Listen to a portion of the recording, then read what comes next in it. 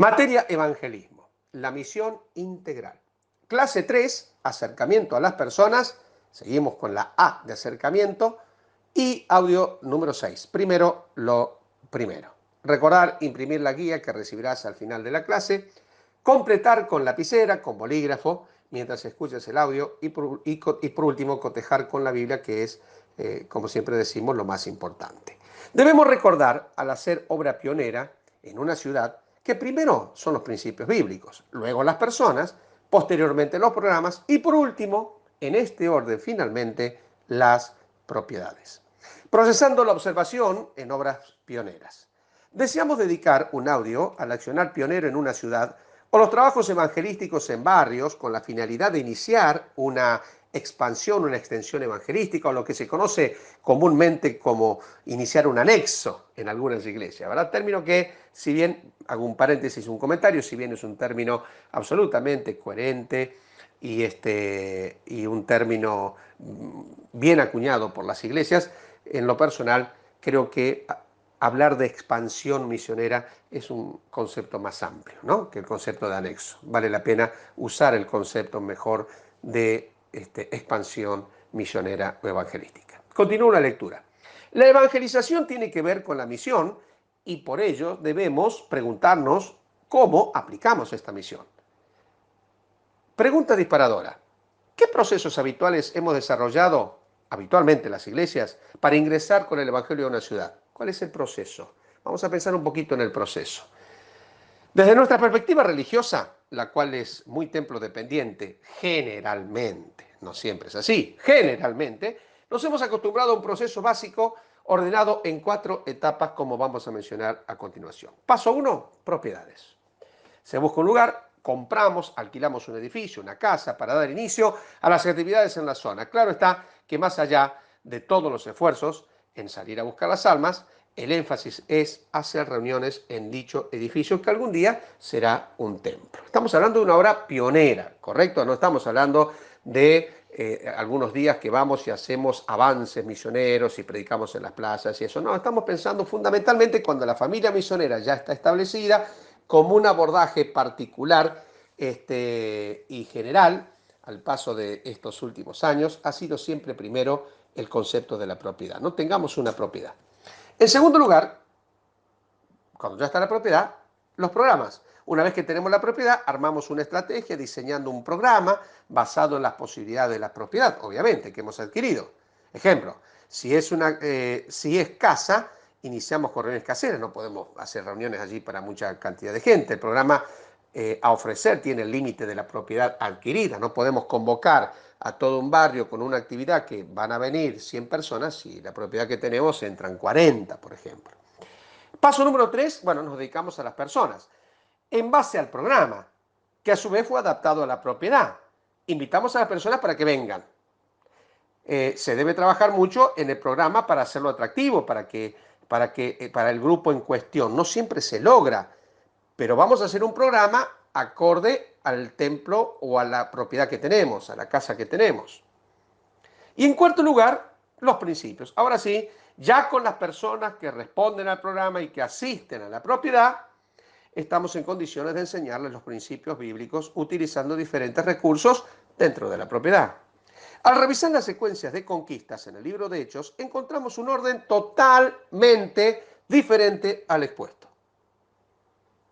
La verdad que al revisar el Nuevo Testamento, nunca se habló de propiedades al comienzo de comprar o de adquirir propiedades, sino las casas de los creyentes. Pero igual, continúo la lectura. Al revisar la secuencia de conquista del libro de Hechos, encontramos un orden totalmente diferente al expuesto, el orden bíblico y consecuente del abordaje misionero pionero, siguiendo los pasos del libro de los Hechos y la experiencia de Pablo en todos sus avances y sobre todo en Corinto. Veamos esto, pensando en el ejemplo de Corinto. Paso número 1, los principios. Hechos 18, 4 al 5. Pablo, cuando llegaba a un lugar, lo primero que buscaba era un lugar donde predicar, no comprar o alquilar. Lo vemos muchas veces Bueno, habla de la casa alquilada en Roma, Pablo, ¿no? Cuando estaba allí en otras condiciones, estaba preso y después se quedó en una casa alquilada. Ahora, lo vemos muchas veces en la plaza, a Pablo, en el mercado, en los lugares de reunión pública y sobre todo en las sinagogas. Esto es lo que hizo al llegar a la ciudad de Corinto. Su prioridad era presentar los principios a todos, en cualquier lugar, donde sea. En ese tiempo, él vivía con Priscila y Aquila, trabajando con ellos, pero se dedicaba mucho a predicar los principios de Dios, el Evangelio, lo cual ocurrió por varias semanas y llegó a provocar reacciones variadas. Pablo dice en el verso 5, estaba entregado por entero a la predicación de la palabra de Dios. Por favor, subrayar la frase, entregado por entero a la predicación de la palabra de Dios. Entregado por entero a los principios de la Biblia, entregado por entero a eso, testificando a los judíos que Jesús era el Cristo. En segundo lugar, ¿qué pasó en Corinto? Bueno, ahora sí las personas, paso 2 en Hechos 18, 6 al 8. Esta presentación llevó lógicamente a respuestas positivas y negativas. La primera reacción fue negativa, tanto en muchos judíos se oponían y blasfemaban. ¿Qué hizo Pablo? Se sacudió los vestidos, manifestó que se enfocaría a los gentiles en los gentiles. Un grupo le siguió, se ocupó de trabajar con estas personas. Le siguieron Justo, Crispo y varios más. Pablo se enfocó en las personas de paz. No siguió a los controversiales. Puso tijera. Los que rechazan, rechazan y los que aceptan, aceptan. Por eso el paso 2, las personas, completamos allí. Primero principio y luego personas. Estamos pensando en dedicarse a las personas que se convierten y las que rechazan ponerlas a un costado. Paso número 3, los programas. Ahora sí, 18, 9 al 11, ya se predicó el Evangelio, personas que convirtieron, vamos a dedicarnos a los creyentes nuevos tenían necesidad de un discipulado, de aprender la palabra, crecer en ella, saber cómo seguir a Jesús. Pablo se ocupó de ayudarles a crecer. Armó el programa de crecimiento para esas vidas, un programa de discipulado. Plantó las bases bíblicas, son ayudar sus necesidades, dice la Biblia, Hechos 18, 9 al 11, se detuvo allí 1 año y 6 meses enseñándole la palabra de Dios. Obviamente que esto exigía un lugar para vivir, pero para Pablo nunca fue prioridad la propiedad para los creyentes. Para él la prioridad ahora era un programa de discipulado. ¿Con quiénes? Con los que se convirtieron, no con los que rechazaron.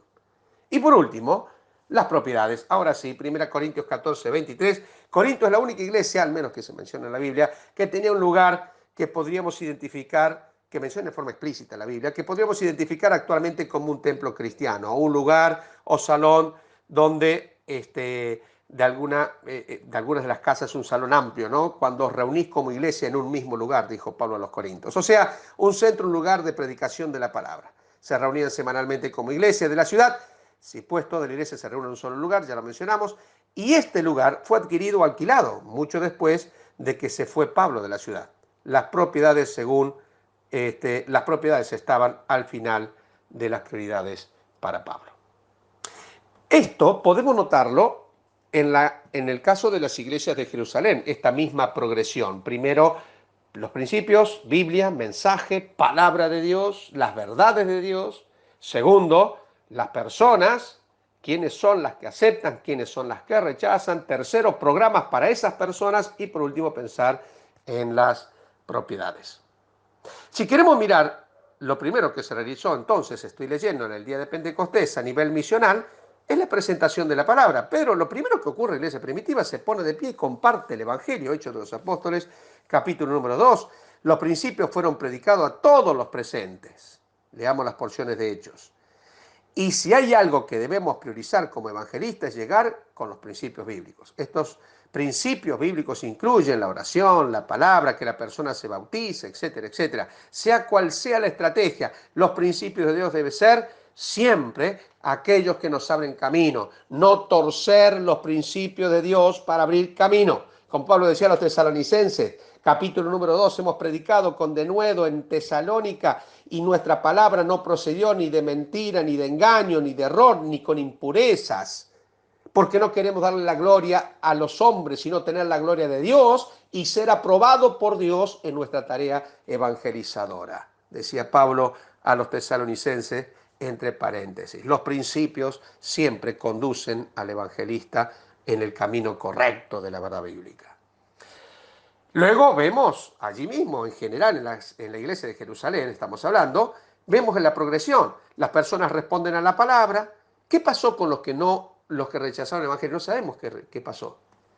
A veces, paréntesis, ¿no? Se nos va la fuerza, dinero, tiempo, recursos, problemas, conflictos, porque los conflictos en las iglesias nunca han sido nos peleamos por a ver quién hace discípulos, ¿no? O quién está discipulando y decir, che, me robaste un discípulo vos. No tenemos esos problemas. Los problemas son con los programas. Pasamos años haciendo programas y programas para los que rechazan a Cristo. Y volvemos a hacer los mismos programas para los mismos que siguen rechazando. Históricamente rechazan a Cristo. Y los seguimos convocando. 1000 veces. Oramos por ello, no está mal. Pero tenemos que aprender que en el progreso del Evangelio en la iglesia primitiva, las personas que se convertían, el camino se seguía con ellos, aunque se tenía favor con todo el pueblo, pero se seguía cuerpo a cuerpo con los que habían creído. Por eso sigo leyendo luego ahí como vemos que las personas responden a la palabra cuando de manera intencional e invasiva presentamos los principios bíblicos, el mismo Espíritu despertará los corazones y obrará en quienes estén preparados. En Pentecostés, luego de la obra del Espíritu Santo, respondieron unas 3000 personas, el resto no respondió.